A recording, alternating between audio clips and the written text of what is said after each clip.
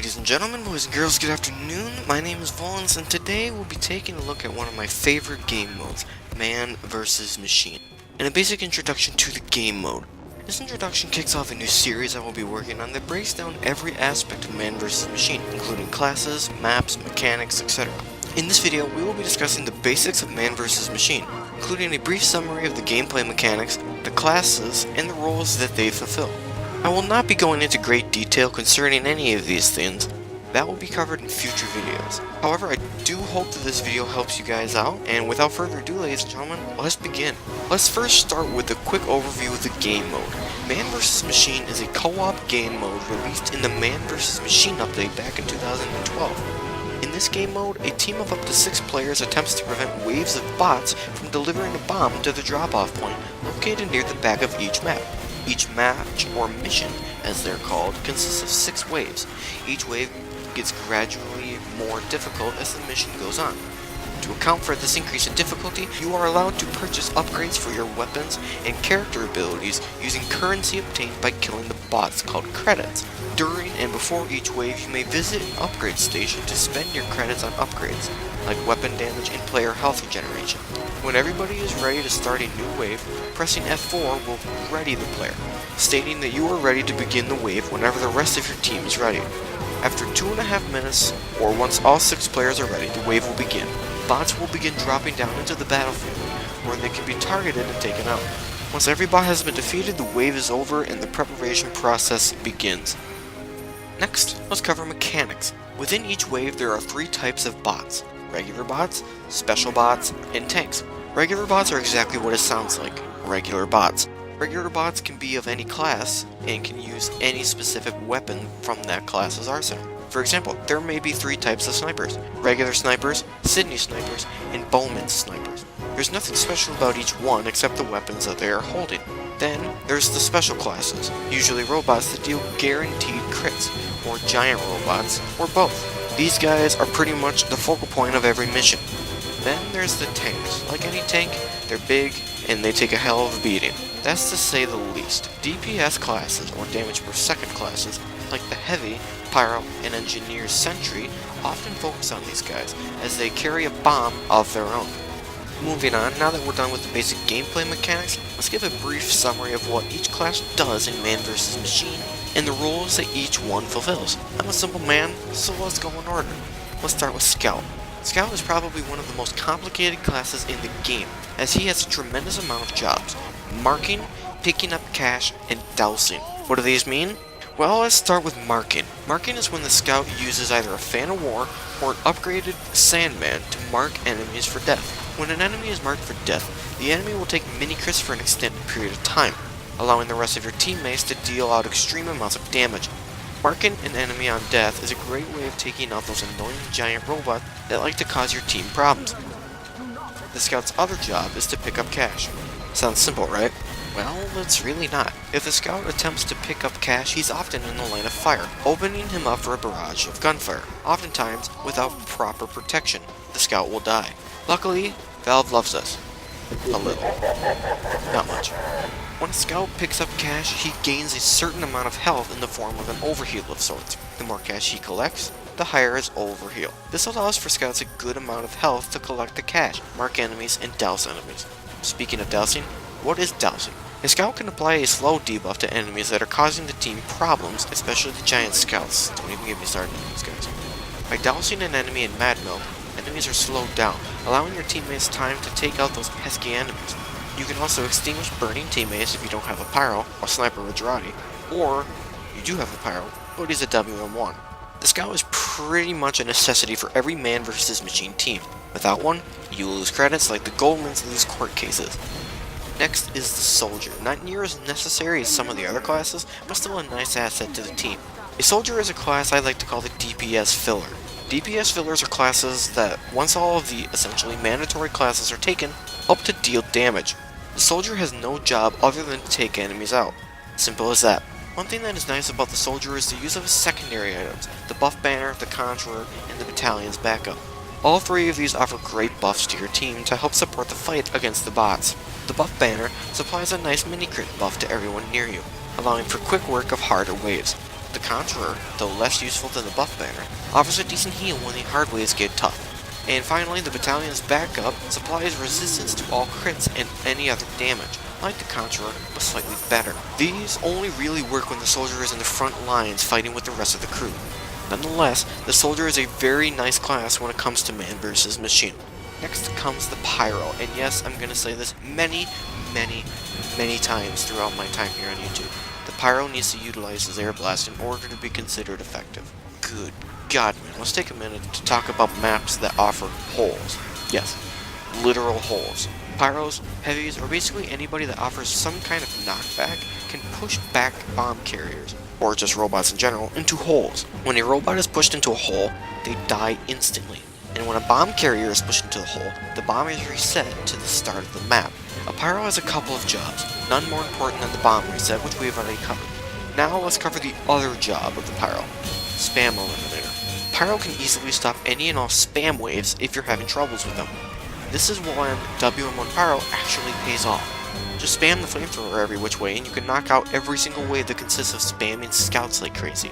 Next is the newly introduced method of gas passing, using the gas passer that was recently added in the Jungle Inferno update for Team Fortress 2. This thing is overpowered, I kid you not. If you're not using it, you are either a complete noob or just plain hate people. If you upgrade this thing to explode on impact, throwing the gas passer on enemies and lighting the fire will explode the whole mob. And you don't even have to light the fire. Anybody can do it. Simply put, this makes waves a breeze if used correctly.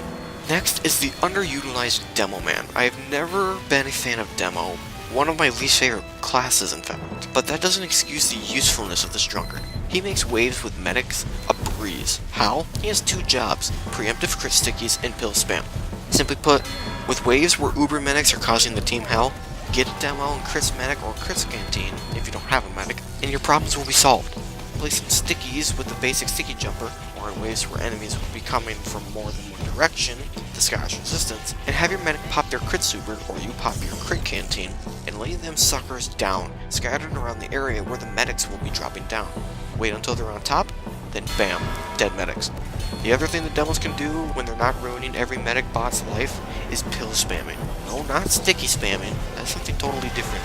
You don't have time for sticky spamming when it comes to man versus machine. We're talking pill spam. By taking all your credits and investing into upgrades for your iron bomber or basic grenade launcher, you will become a machine gun of pills. You'll be the messiah of the struggling team. Moving on, we have the heavy. Like the soldier, the heavy is another DPS filler. Needless to say, his only job is to deal damage like an engineer's sentry gun, except for he's a little bit more mobile. Shoot, shoot, shoot, and don't look back. And you know, periodically throw out a sandwich or a banana to appease your teammates. Sandwich and me going to beat your ass. The heavy is great for dealing with giant robots and tanks. Simply shove this cute pile of fat into the tank's path and let him have his fun. As long as he's not on something like the Natasha, he will be an excellent asset for dealing with tanks. Other than that, he doesn't really do much. For those of you watching this video and waiting for me to talk about the engineer, pay attention to my next message concerning these heavies. Give the fat man a dispenser. The son of a bitch runs through ammo like the Kardashians run through makeup. Give the man a dispenser near the front line so he can have easy access to ammo. Let's move on.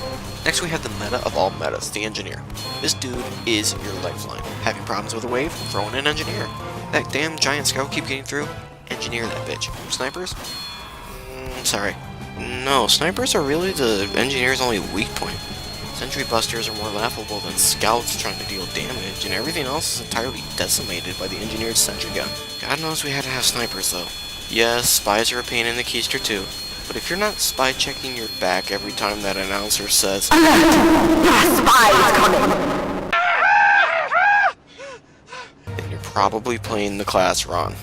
An engineer's job is simple. Deal damage, maintain your sentry, make sure that heavy has a stockpile of ammunition and health. Simple. Need I say more?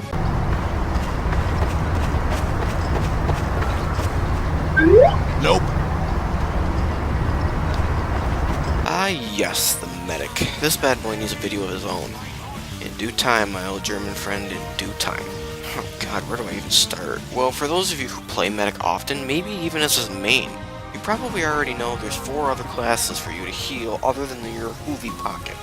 I can't stress this enough, please heal everybody. Not just the heavy who may be putting himself out there a little too much. Heal everyone. Next, as you've already heard, you're going to be using the crit screed when a demo is on, so he can place crit stickies. And the crit screed can be used elsewhere. Why? Because the default minigun is really not that necessary. It really only hinders your team. When I get to my medic MVM video, you'll know why, but just to sum that section in the video up in one word, canteens. Quick fix? Sure, but your teammates must be dying like crazy if you're thinking about using the quick fix. Tell them to play a little bit more passively. Vaccinator? Yeah, no. This guy needs to be popping out crits like crazy. If he's not, you're doing it wrong. How do you do that? By doing a little something called Uber Saw busting. To sum it up in one quick phrase, you have to hit that damn sentry buster with your Uber Saw. You gonna say more? No! Sniper. Sniper. Where do I even start? The community has got it wrong. Sniper is meta. Sorry if you disagree, maybe you've played with one too many bad MVM snipers or something, but these guys are lifesavers, oh my god. As I've said before, I hate demo. Why? I'm not very good at it. There, I said it. When it comes to dealing with medics, we have three options: demo, sniper, or spy, which we'll cover here in a second. If my team doesn't have a demo or a spy already, and we're dealing with medics, I switch over to sniper and just wreck the medic pushes. Almost every game, somebody tries kicking me because I'm playing sniper. But when I top this leaderboard at the end of the game, they're astonished. This guy kicks ass. Taking this guy into any match with medics and you're set. With explosive headshots, one headshot can take out an entire gain of medics, healing that oversized pile of rubble and fat. That, and the man has Girardi. What's not to love? And last but not least, the spy. Essentially a demo or sniper with no aim. Sorry, it's kinda the truth. But if you're struggling with medics and can't aim worth a shit, the spy can take care of the medics. You might die when trying for that second or third medic healing the giant heavy, but it can work. Not only that, but he's great at slowing down a fast moving push. Throw a sapper on a group of enemies and those things will either slow down or completely stop, allowing you some time to get in a couple backstabs and your teammates to get in a little bit more damage. Not only that, but after upgrading your sapper a couple of levels, you can actually sap multiple enemies in a group, which comes in handy. Other than that, the spy doesn't really do much. You can take out medics, snipers. Forgot to mention that. If they're causing you havoc, especially the engineers, tell the spy to go and focus on the snipers. But really, other than snipers and medics, that's pretty much all he does. It's just a filler. Well, ladies and gentlemen, that about sums it up. In the future, I will be making a video on Scout and Man vs. Machine, talking a little bit more in depth about how he works. But as for the video at hand, please leave a like if you enjoyed the video and or thought it was informational, and please comment if you have any questions or anything. Also, please subscribe. That's the most important thing. Anyway, ladies and gentlemen, you guys have a day of well-deserved rest and fun, and we will talk to you guys in the next video. Take care.